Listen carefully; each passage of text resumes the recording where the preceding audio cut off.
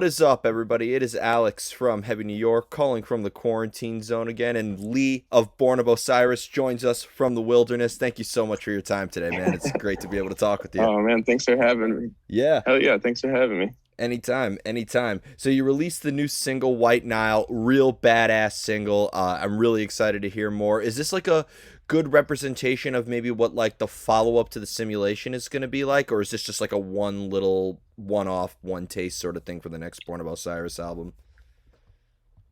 Well, it's a good representation because we are bringing like a lot of heaviness, a lot of aggression back. I mean, obviously we're like a metal band, so that's always there. But like we released songs on the last record, like Under the Gun, which personally does amazing live, and there's such an energy to it. But as far as like the heaviness and the brutalness, I think people thought it was like gone or something. So we're like, hey, let's give him something heavy. But when we were thinking about giving something heavy off the record, there was tons of options. It was in that moment we realized like this record's a lot more aggressive and heavy than most of the things we've done recently. Hmm. So, is there kind of like, was there for this next Born of Osiris album, was there kind of like a preconceived idea? Like, was it to make it heavier? Like, let's go all in this time, or did it kind of just like turn out that way?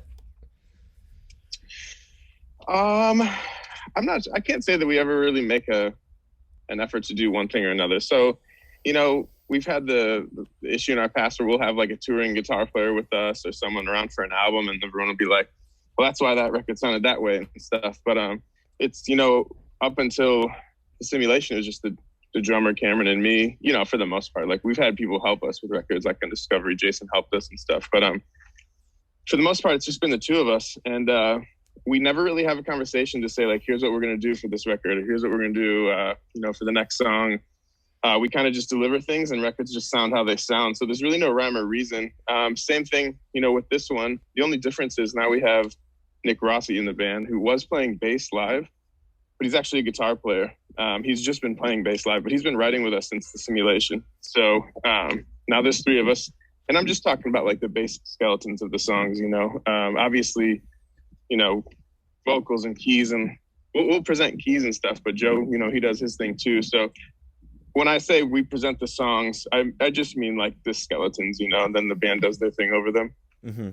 Yeah, and I've always thought that like and as a Born of Osiris fan, if you were to play me like 30 seconds of a song, I'd be able to tell that that's off of the Discovery, that's off of Soul Sphere, that's off of the Simulation, etc. So it's fair to say that Born of Osiris has always liked to experiment with their sound in a way, right? And kind of like bring in new elements that previous albums didn't have, right?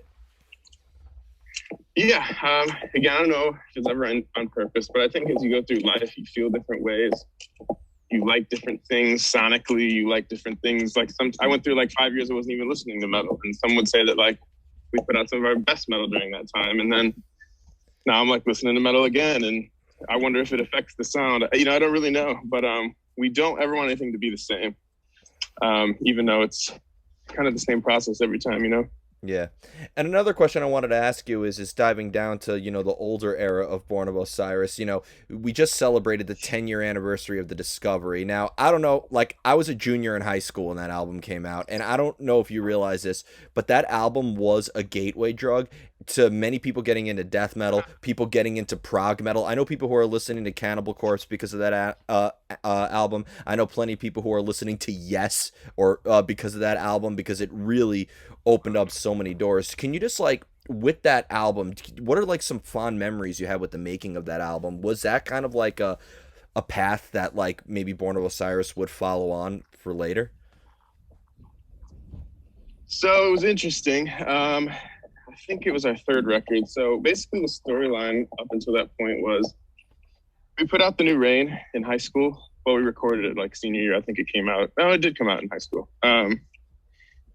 Yeah, we recorded like spring break senior year. We had like 10 days to record it. We tracked everything. Real drums, obviously. Well, I guess that wasn't obvious. That's what I'm getting to. Everyone was like, oh, fake drums, but they were all real. I'm sure they use samples to stack onto the audio of his drums. So, they sound ridiculous and robotic, but they were real. So on the second record, Cameron was kind of salty, and not salty, but he wanted to show like, hey, this is real shit.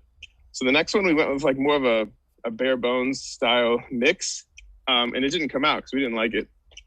And at that point, everyone's like, putting their opinions in about this, that, and this. And we were like, you know what, we want to get away from all of this. We ended up having to get that album mixed by someone else, and it was hell. But Discovery rolls around, we're just like, we want to do it on our own. And so we got a studio in Chicago, and we literally shut everybody out. It's an honor that, like, that album has done stuff for people. And, I think that all of us involved, it makes us all really happy. And it's such a cool thing to hear people say, Yeah.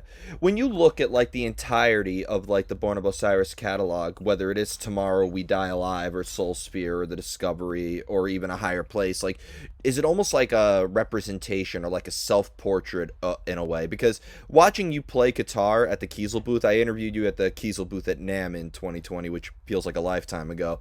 But right, it does. Yeah, but like I was watching you really like get into your instrument, and it really almost seems like it's a direct extension of who you personally are. Do you almost like use the riffs and the melodies and the solos as kind of like a representation of an emotion that you were feeling at that time? Yeah, and I appreciate you noticing that. It's cheesy to say, but I guess I kind of always consider the songs that I write just like diary entries, but without a pen and paper,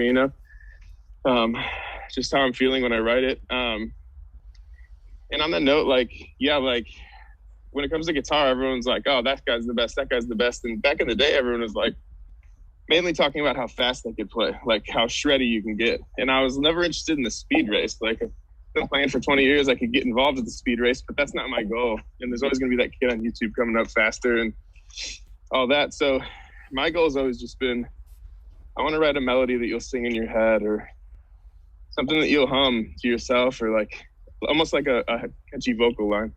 So melody and feeling is kind of just what I base everything on. And you can hear it on all the Born records. There's, heavy metal going on, but there's always emotion of some kind, whether it's relief or tension then relief. And then my solo record there's distorted guitars and like double bass and shit, but I don't really even consider it a metal record. On my solo album, it's just emotions on instruments. Mm-hmm. And that led me perfectly into the next question, because when you do your solo work versus the work for Born of Osiris, I'd imagine Born of Osiris, it's a band, it's, a real collaborative effort, but like, do you feel that with like maybe your solo work, like it's a different creative process than writing for Born of Osiris, or is there maybe like a method behind the madness that applies to everything? Well, it starts the same kind of in my studio, just getting the skeleton of a song down. But where the solo thing differs is I finish it on all the instruments to the end, and I like that.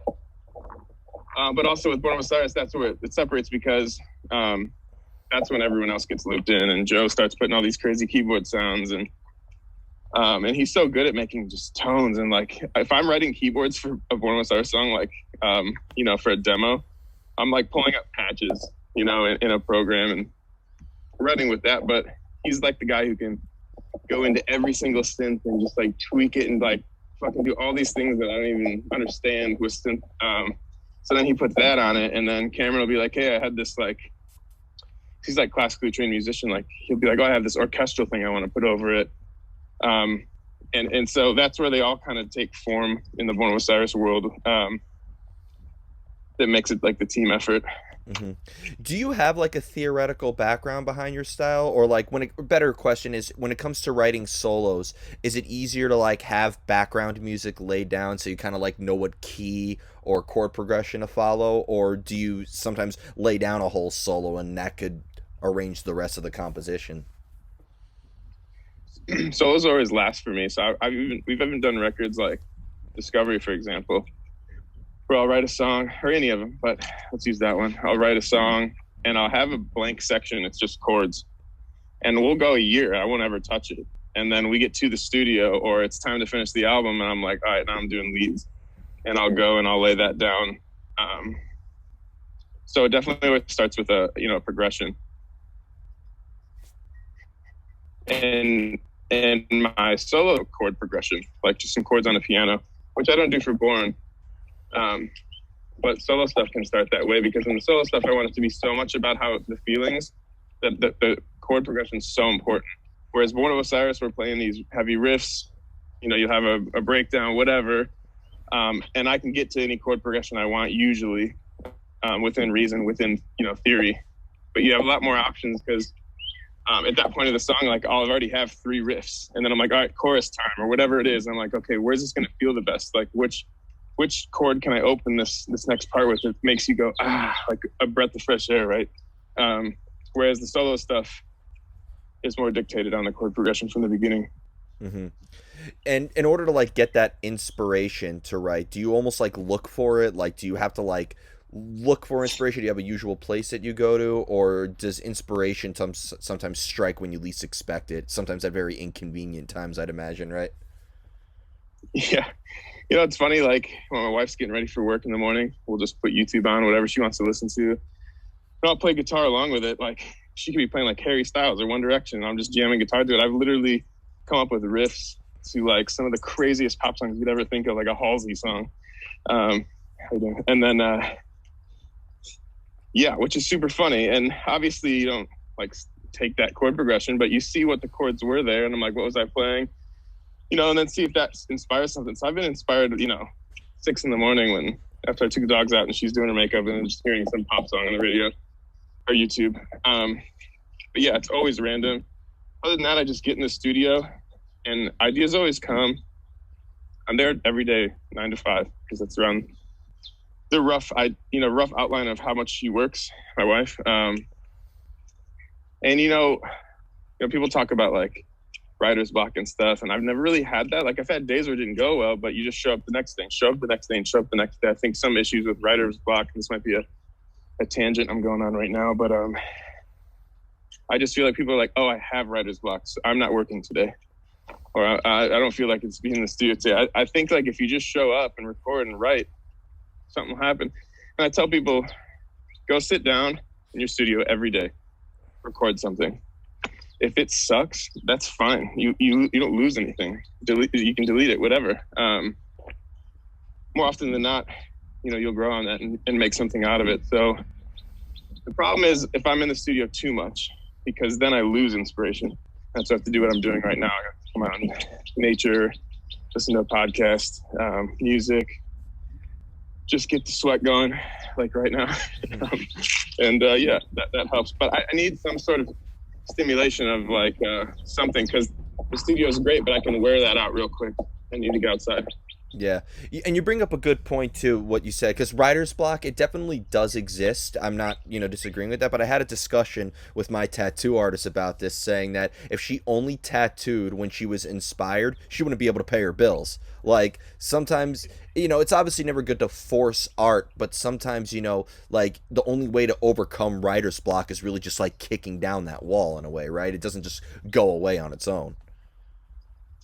Yeah, and you bring up a good point when you say force art. So I guess I'm telling you to force it in the daytime. But the only time that's really an issue for me is if I force that art and then I release it to you. That's when it's a problem. If I sit down and I'm just recording and I don't like what I did, I mean, I have something here. It doesn't mean I'm going to release it. But so I guess I forced something, but it's almost just forward motion. Just need to just keep going. Don't stop and be like, writer's block, and then sit on the couch, and that's poison. The couch and the TV, that's just poison. Yeah. So, I agree with you. You don't want to force anything, but it's good to just show up and be accountable every day. I think a lot of musicians will go on tour like I do. Well, not now, obviously, but 6 to 9 months out of the year, and they come home and it's like their break, and so they'll sit on the couch and, hey, go ahead, do it. You deserve that too. You just went everywhere. But then they'll be like, all right, now I have to write an album. So now I'm doing it. Where it's just like, that's weird to me. And also, writing's my favorite part. I like the traveling stuff, but writing music's my favorite part about being in a band. And I could even write, and not travel. I wouldn't prefer it. I used to say that I could totally write and not travel until I wasn't able to this last year and realized how much I took for granted at times. But yeah, at the end of the day, writing is my favorite part. And that's where I get the feeling like finishing a new song and like pressing play and listening to something you just created is like better than any drug high that you can. I mean, I haven't done them all, but anything I've ever experienced, or, I just imagine that and that's like just real. It's fucking real. It's hard work paying off, feeding you, you know, serotonin, whatever it is, like just giving you that high. That's the best high on the planet that I've experienced. So that's the addiction for me. Definitely. And I have two more questions for you, and you just led me perfectly into the next one. How do you know when a song is finished? Man, I think as I'm getting close to the end, I have a checklist of things that I need to do.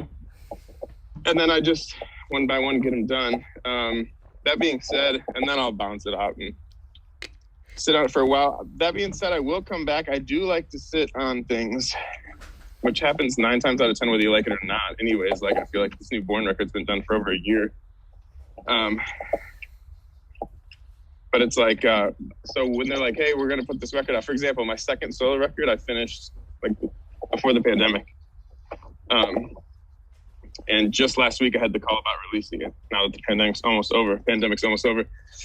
So what happened was I went through it again and like, you know, tweaked the snare drum. I know that's cliche, but yeah, just changed the mix and did little things. So like, I'll say it's done, and then you give me a year, I hear it again, and I can still do more. I sometimes think that a way to just be fine with it being over with is, again, it's a diary entry, a song to me.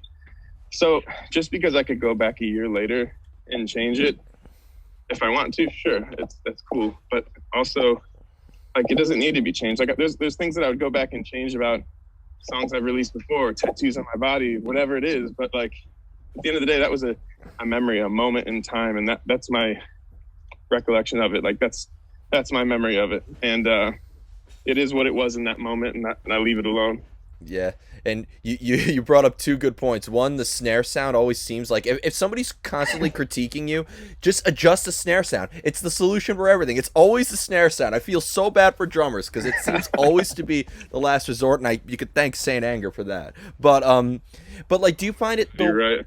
when like maybe, and I don't even know if this is a goal for either Born of Osiris or your solo work, but like when when you sit on something for a while, does that make it a little bit harder to either capture a moment or maintain that emotional spark in a way? I hope I'm not answering the wrong question here, but for example, when we finished the record, I listened to it and I really thought this is the best shit we've done, hands down. I still do. But a year later, through the pandemic, it's just wanting to put this thing out, I hear it, and it's like, it's not surprising anymore. You know what I mean? You've heard it so many times. Like, that piece of art that you finished a year ago isn't as exciting to look at as it was a year ago. And that doesn't mean anything's wrong with the record, you know? It just means that it's fresh when it's fresh. Like, often you'll have musicians that'll write a song and be like, they'll finish it and be like, this is my best work. But the reason they're saying that is because it's their freshest work, and so it's most exciting to them. So yeah, I hope I'm not answering the wrong question here, but No. I listened to the new record after like a 6-month break where it was totally fresh, and I was like, I am so fucking proud to be a part of this thing, and that's the one that's coming out this year. And listened to it a week later after it wasn't so fresh, and I was like, this is cool.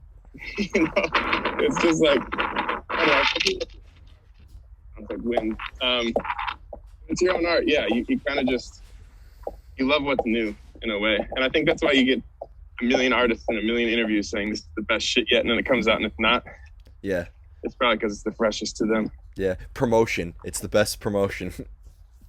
Oh yeah, I watch MMA and shit, and every fighter before a fight, he's like, this is the best shape of my life. And his coach goes, it's the best he's ever been. I'm like, oh, I'm sure it is, but I'm also sure that's what you have to say before in every press conference. Yep, exactly. And the final question I wanted to ask you is as somebody who's seen Born of Osiris live now too many times to even count, like, you know, I've seen you at all your instances on Summer Slaughter. I've seen you play on your other tours, and always a great experience. Is there, and I have yet to see you play live with your solo work. I hope that changes after this BS with the pandemic. But is there maybe a similar energy that you channel into your live presence as you do when you're songwriting, or do you consider playing live and songwriting two completely separate arts altogether? So they're separate to me. I don't know if that's like a right or wrong answer, or even if there is one, but that's mine. And here's how I know that. we just filmed 3 music videos for this new record that's coming out. One of them already came out, White Nile. And right before they press record, I'm like, shit, do I headbang here? Do I do like a full body bang? Do I stand still? Like, so it's so different writing in the studio that I'm not picturing how things go so much that I don't even know what my body will do. So yeah, he pressed record for the music video. I'm like, hope this looks cool. I don't know what I'm doing. But you're trying to have some sort of stage presence, you know? Yeah. Yeah, I feel like you have to practice stage presence and crowd interaction as much as you have to practice your instrument. Dude, it's true, man, and it's fucking awkward. Also, it's guitar sitting down and then walking on stage and you're standing up, and it's a little bit different position with your body. Like, I'm not making any excuse for anything, but that's hard, to be honest.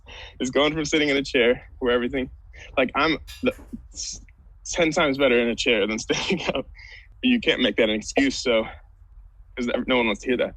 So you got to, it's funny, like yesterday, for example, practicing some new songs for the Boo record, I was like, fuck, I need to stand up and practice this. Not even the headbang, just to get that different angle of your arm and height of the guitar. So yeah, that's another random thing for you. Yeah. So before we go, I want to thank you so much for your time today. Great to be able to talk with you again. And is there just anything else that you would like to promote? This interview will be uploaded by midnight tonight, so if it hasn't been announced yet, don't mention it here. But like, you know, a time frame when we could be expecting the new Born of Osiris record, some new solo work, or any gear sponsors with Kiesel that you would like to shout out, or anything else you'd like to plug.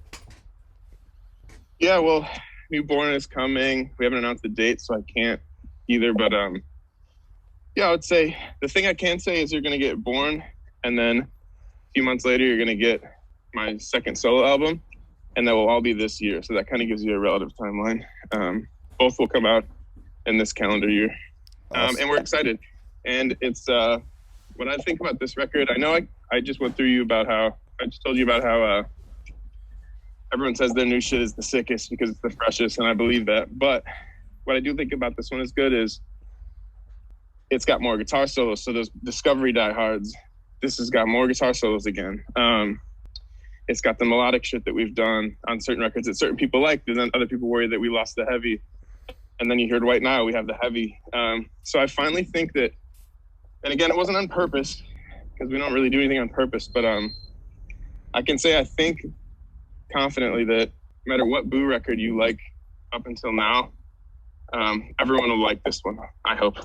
But I think there's something on it for everyone, and I think it's a nice mixture.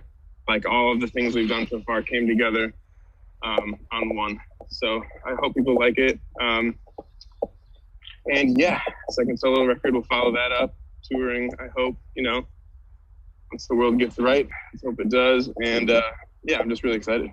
Awesome. Well, thank you so much, and thank you for this epic journey as well. I feel like I'm interviewing you in the Cloverfield movie. It's awesome. But that's awesome. I hope it wasn't annoying. I'm like out of breath up these hills and stuff. So I apologize for anyone watching or listening, or for you if it was bad. But no, yeah, not at all. Thanks. Not at all. Again, this is awesome. Born of it's got to be born. You need to change your name now to Born of Osiris, but make it Born of with a V, because this is pretty black metal right now. Fuck yeah, I'm all about that shit. Let's go. All right. But thank you so much, Lee. Everybody, Lee of Born of Osiris. This is Alex from Heavy New York, and we will see you next time.